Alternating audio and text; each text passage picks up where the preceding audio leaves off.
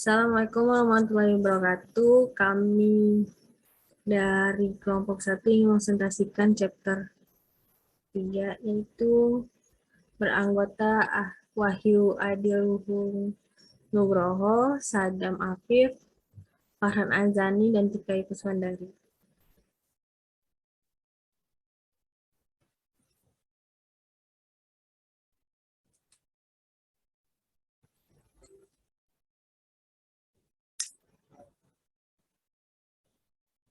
Chapter 4 yaitu tentang layanan keuangan, perusahaan efek, dan investasi bank. Perusahaan sekuritas dan bank investasi terutama membantu pemasok dana bersih, misalnya rumah tangga, mentransfer dana ke pengguna dana bersih, misalnya bisnis, dengan biaya rendah dan dengan tingkat efisiensi maksimum, tidak seperti layanan keuangan lainnya. Perusahaan sekuritas dan bank investasi tidak mengubah sekuritas yang diterbitkan oleh pengguna bersih dana menjadi klaim yang mungkin lebih menarik bagi pemasok dana bersih. Misalnya bank dan pembuatan simpanan dan pinjaman bank. Sebaliknya mereka berfungsi sebagai perantara antara pemasok dana dan pengguna. Perbankan investasi melibatkan meningkatkan surat utang dan ekuisisi perusahaan pemerintah. Ini termasuk organisasi pinjaman emisi dan penempatan surat berharga di pasar uang dan modal untuk emiten korporasi atau pemerintah. Keamanan jasa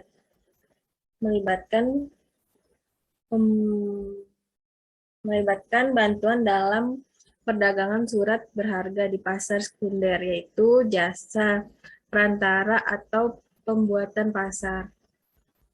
Bersama-sama layanan ini dilakukan oleh perusahaan sekuritas dan bank investasi. Kinerja perusahaan tersebut di industri ini kedua set layanan, yaitu layanan pinjaman, emisi, dan perantara. Perusahaan full line ini misalnya Bank of America Merrill Lynch umumnya disebut bank investasi. Banyak lainnya, perusahaan memusatkan layanan mereka di satu area saja, baik perdagangan efek atau pinjaman emisi efek. Artinya, beberapa perusahaan dalam industri mengkhususkan diri dalam pembelian perusahaan. Dan perantara sekuritas yang ada yaitu sisi retail bisnis dan disebut sekuritas. Perusahaan sementara perusahaan lain mengkhususkan diri dalam menghasilkan, menanggung, dan mendistribusikan masalah sekuritas baru atau sisi komersial bisnis dan disebut bank investasi. Perbankan investasi juga mencakup kegiatan keuangan perusahaan seperti memberi nasihat tentang merger atau akuisisi, serta memberi nasihat tentang restrukturisasi perusahaan yang ada. Gambar 4.1 melaporkan aktivitas merger untuk periode 1990 sampai 2015. Total value dolar yang diukur dengan nilai transaksi merger yang diselesaikan domestik meningkat dari kurang 200 dolar miliar pada tahun 1990 menjadi 1,83 triliun dolar pada tahun 2000, mencerminkan 10,864 kesepakatan gelombang merger ini tidak terbatas pada Amerika Serikat.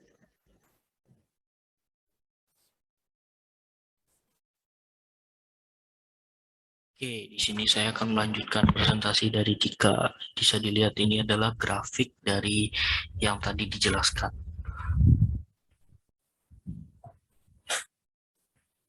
Oke, selanjutnya itu misalnya pada tahun 2000 ada lebih dari 36.700 kesepakatan merger dan akuisisi secara global senilai lebih dari 3,49 triliun. Namun mencerminkan penurunan ekonomi AS, transaksi M dan A turun 53% pada tahun 2001 menjadi 819 miliar hanya pada 7.525 transaksi.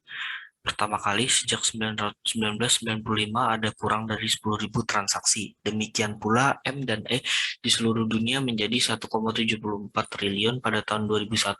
Aktivitas M dan E domestik mencapai titik terendah keluar pada 458 miliar tahun 2002.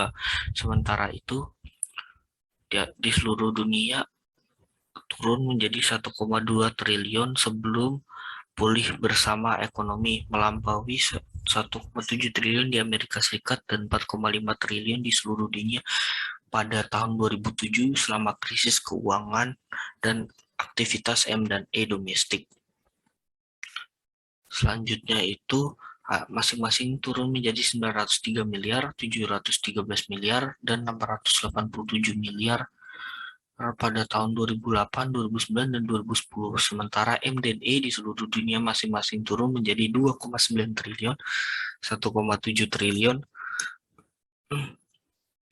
dan 1,8 triliun. Perhatikan bahwa sementara periode ini termasuk krisis keuangan terburuk sejak depresi hebat, aktivitas M dan E tetap pada tingkat yang lebih tinggi daripada yang dialami pada awal 2000-an ketika ekonomi AS pulih pada tahun 2014-2015. Aktivitas M dan E itu juga meningkat menjadi 1,38 miliar dan 1,503 miliar masing-masing, sementara aktivitas di seluruh dunia meningkat menjadi 2,46 miliar dan 3,16 triliun masing-masing. Industri ini telah mengalami perubahan struktural yang substansial dalam beberapa tahun terakhir. Beberapa konsolidasi terbaru termasuk akuisisi Bearstone,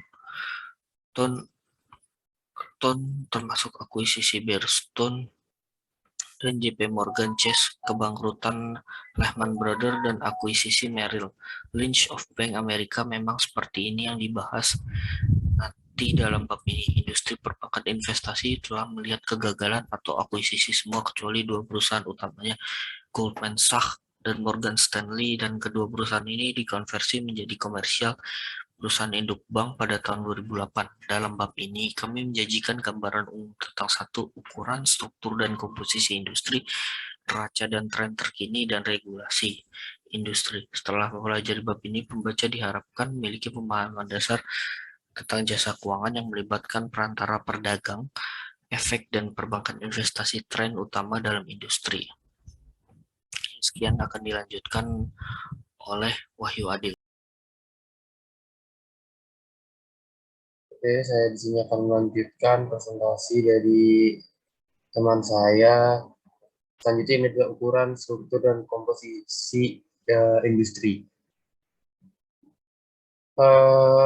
Karena sebuah penekanan pada perdagangan, sekuritas, dan penjamin emisi, ukuran suatu industri ini biasanya diukur dengan model suatu ekuitas perusahaan yang berpartisipasi di dalam keuangan ini.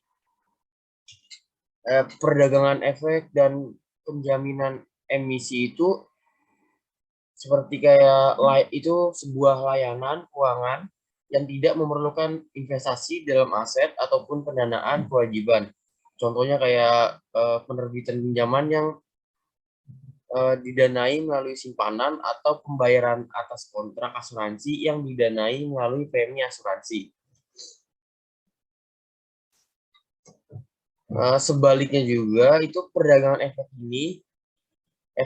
perdagangan efek dan penjaminan emisi ini itu adalah aktivitas yang menghasilkan suatu keuntungan yang tidak mengharuskan lembaga keuangan untuk benar-benar memiliki atau berinvestasi di dalam efek yang mereka perdagangkan tersebut atau mereka terbitkan untuk pelanggan mereka. Kecuali untuk periode yang sangat singkat, baik sebagai bagian dari inventaris perdagangan mereka atau selama periode penjamin emisi untuk penerbitan yang baru. Maka dengan demikian, nilai asetnya ini itu tidak secara tradisional ukuran perusahaan dalam industri ini. Dan juga sebaliknya, ekuitas atau modal FI ini itu adalah digunakan untuk tolak ukur yang paling umum dari ukuran relatifnya. Modal ekuitas dalam industri ini juga itu sebesar 232 miliar US dollar pada tahun 2015. Mendukung total asetnya yang sebesar 4,46 triliun US dollar. Untuk slide selanjutnya ini dimulainya itu pada tahun 1980. Kemudian meluas hingga jatuhnya pasar saham pada tanggal 9 Oktober tahun 1987. Saat itu jumlah perusahaan dalam industri yang berkembang secara dramatis dari 5.248 menjadi 9.515. Dan juga setelah kecelakaan itu terjadi guncangan yang besar. Dengan jumlah perusahaan yang menurun menjadi 6.016 pada tahun 2006, penurunan 37% sejak tahun 1987. Mirip dengan industri perbankan komersial. Konsentrasi bisnis di antara perusahaan-perusahaan terbesar selama periode ini meningkat secara drastis. Beberapa pertumbuhan yang signifikan dalam ukuran datang melalui M&A di antara perusahaan peringkat teratas. Pada tabel tersebut yang dicantumkan nanti, pada tabel 41, itu mencantumkan sebuah transaksi M&A industri sekuritas utama di Amerika Serikat. Banyak juga diantaranya itu yang melibatkan perubahan-perubahan kepemilikan berulang dari perusahaan yang sama. Bisa diperhatikan dari tabel yang akan ditunjukkan nanti, tabel itu menunjukkan bahwa banyak merger dan akuisisi baru-baru ini yang merupakan merger antar industri, yaitu perusahaan asuransi dan bank investasi.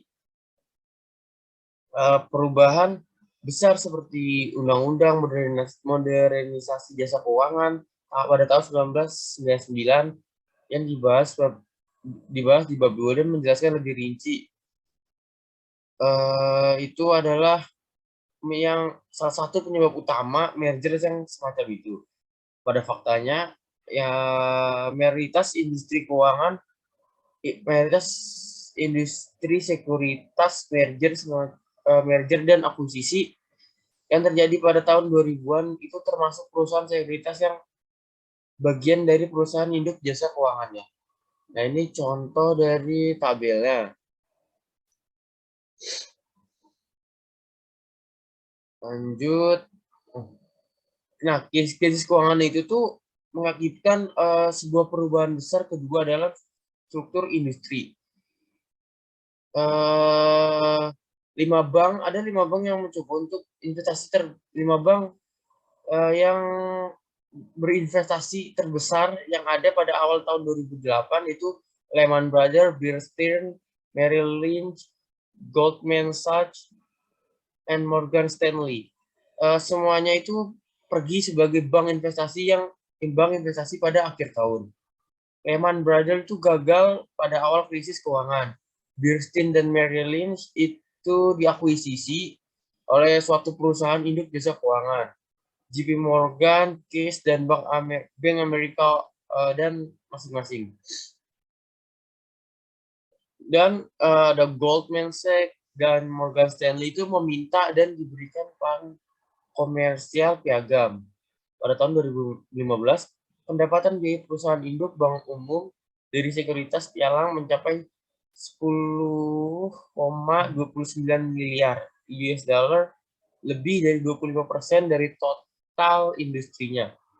Hal ini naik dari tahun 2012 ketika pendapatan biaya adalah 9,15 miliar US dollar, tetapi turun dari krisis prakeuangan dengan tingkat keuangannya dengan peningkatannya sebesar 14,10 miliar US dollar. Oke, silakan selanjutnya akan dilanjutkan oleh teman saya. Terima kasih.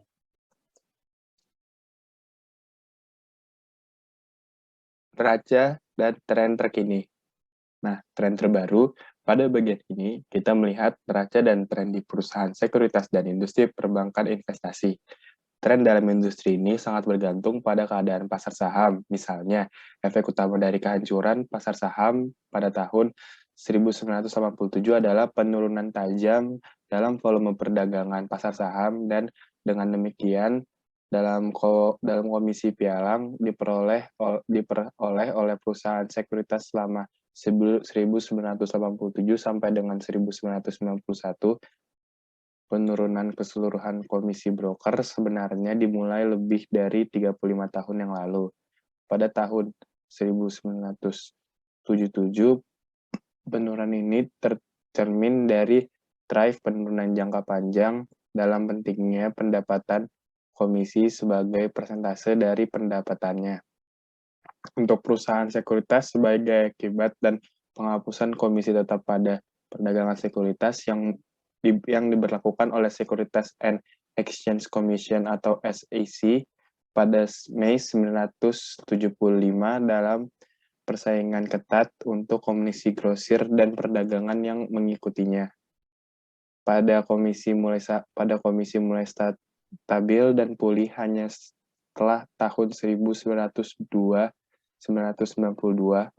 dengan rekor volume perdagangan ekuitas yang dicapai pada tahun 1995 sampai 2000 ketika indeks Dow Jones dan S&P mencapai titik tertinggi baru.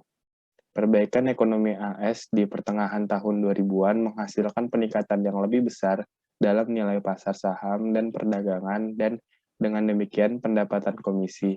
Namun, kenaikan harga minyak dan keruntuhan pasar subprime mortgage dan akhirnya kehancuran pasar penuh pada 2008 sampai 2009 mendorong nilai pasar saham turun. Akibatnya, pendapatan komisi di industri sekuritas juga menurun. Ketika ekonomi dan pasar saham pulih pada awal dan pertengahan 2010, pendapatan komisi kembali naik menjadi antara 15 dan 20%.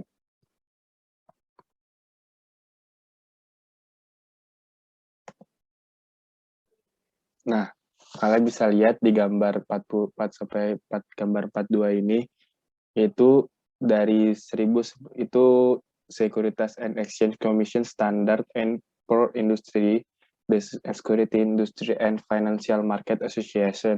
Jadi itu ini commission income as the percent of total revenue-nya. Jadi dari tahun 1977 itu menurun terus di sampai 2005 sempat naik sedikit di 2010 seperti itu. Nah, neraca keuangan sifat jangka pendek banyak aset dan dalam portofolio perusahaan sekuritas menunjukkan bahwa aktivitas penting adalah perdagangan atau perantara. Sebagai pialang, perusahaan sekuritas menerima komisi untuk menangani perdagangan tetapi mengambil posisi aset atau kewajiban. Dengan demikian, banyak aset yang muncul di neraca sekuritas perusahaan ikatan adalah utang tunai seperti instrumen pasar uang, bukan posisi pasar modal. Dalam kasus lembaga penyimpanan, aset cenderung jangka menengah dari pinjaman kedudukan lembaga penyimpanan. Oke, sekian dari kelompok kami. Kalau misalkan ada salah-salah kata, mohon dimaafkan. Karena kita hanya manusia biasa, kurang lebihnya mohon maaf. Wassalamualaikum warahmatullahi wabarakatuh. Terima kasih.